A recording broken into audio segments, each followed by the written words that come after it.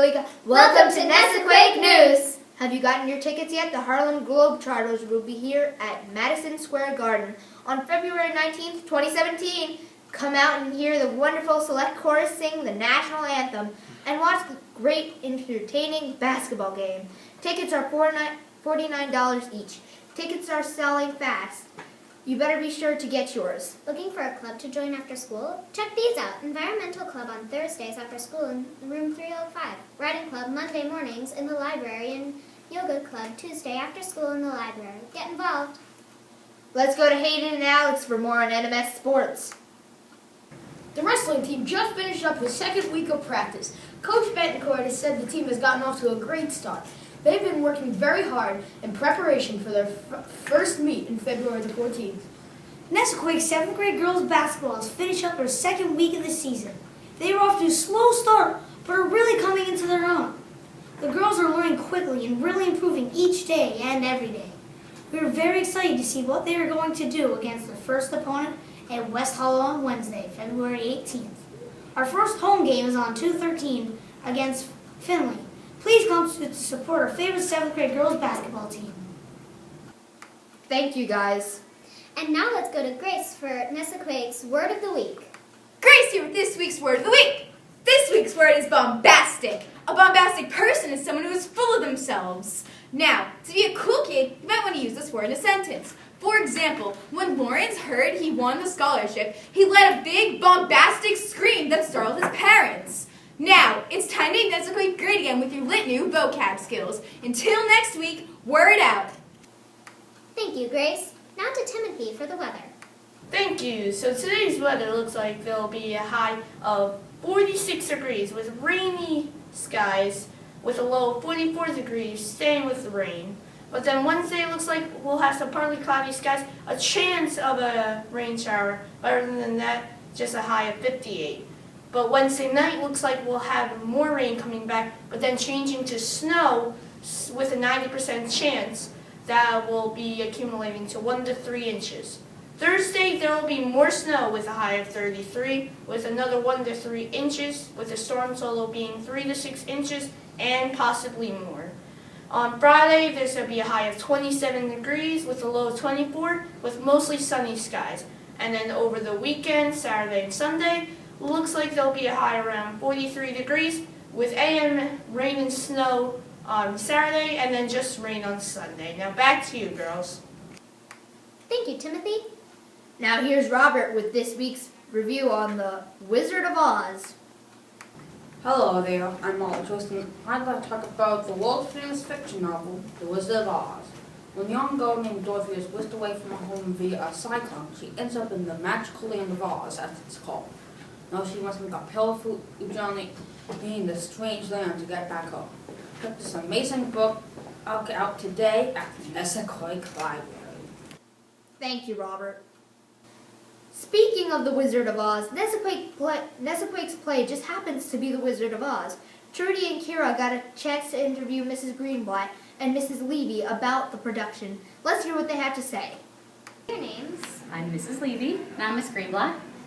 When will the dates of the show The Wizard of Oz be? So we will be performing on Friday, March 24th at 7:30, and then again on Saturday at 1 p.m. in the afternoon.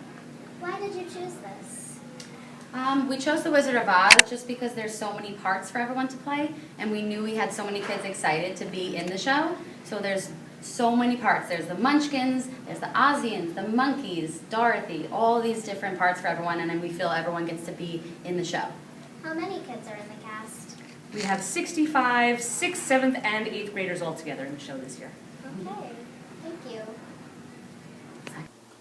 This week, I asked some of the Nesaquake family if you could make one rule that everyone in the world had to follow, what rule would you make and why? Let's see some of their responses. So what are your names? Justin and Noah. If you could make one rule that everyone had to follow, what would it be? No bullying. Alright, thank you. So what's your name? Sasha. If you could make one rule that everyone had to follow, what would it be? No homework. Why? Because I'm really busy and I go to sleep really late with all my homework. Okay, thank you. What's your name? My name's Kyle Trimble. If you could make one rule that everybody had to follow, what would it be? All students should really be treated respectfully. Okay, thank you. What are your names? I'm Ryan. I'm Matt. If you have one rule that everybody had to follow, what would it be? World peace. Okay, thank you. What's your name? Jamie Berry. If you could make one rule that everyone in the world had to follow, what would it be? I guess one rule I would maybe give to the world is no wars. Okay, thank you. You're welcome. Next week's question will be, if you could travel back in time, what advice would you give yourself? Stay tuned. Thank you, Trudy. Each week we will be featuring a member of the Nesaquake staff. This week, Joe had a chance to interview Nesaquake's principal, Mr. McCabe, about his thoughts on why Nesaquake is so special. Let's see what he had to say. Hello, I'm Joseph Panarello, and I'm here to interview Mr. McCabe. Why did you decide to become a principal? Hey Joe, how you doing? Good. Thank you for interviewing me. I appreciate it. The reason that I decided to become a principal was because that I felt that I saw a way of education that was beneficial to kids and to teachers and to families. And based on my upbringing and my experience in teaching and coaching and leading, I believe that I could, that I had a good understanding of what was truly important and what wasn't. So I thought that I could make a positive impact on people's lives. Why did you decide to come to Nesaquake? Well, as an assistant principal for a long time, I thought I was ready to embark on a new journey. So when the opening for principal at Nesaquake became available, I knew it was a special opportunity. So I'm very grateful and honored and fortunate to be given the opportunity to be principal here.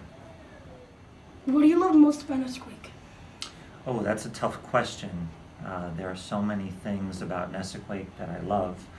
I believe that the culture of Nesaquake is what I love the most. The culture of a building is its personality, and the personality traits that I see from people at Nesaquake are caring, compassion, and collaboration. What is your position here in Nesaquake? In my position here at Nesaquake, I believe that I am a symbol of inspiration. The word principal to me is just a title. To me, it's more important to be in the service of other people, making sure that the conditions in the school are optimal for teaching and learning. There's a quote about educational leadership that I like, and it's basically that leadership is not about being in charge, it's about taking care of the people that are in your charge. Thank you, Joe. Thank you, Mr. McCabe, for giving us your time. That's all we have for this week. Check out the creations of the Woodworking Club as we say goodbye, and remember the Woodworking Club meets daily before school. For more information, please see Mr. Dennis. Don't forget to follow us on Twitter at SESD_NMS and on Instagram at SESDNMS. Have a Great week!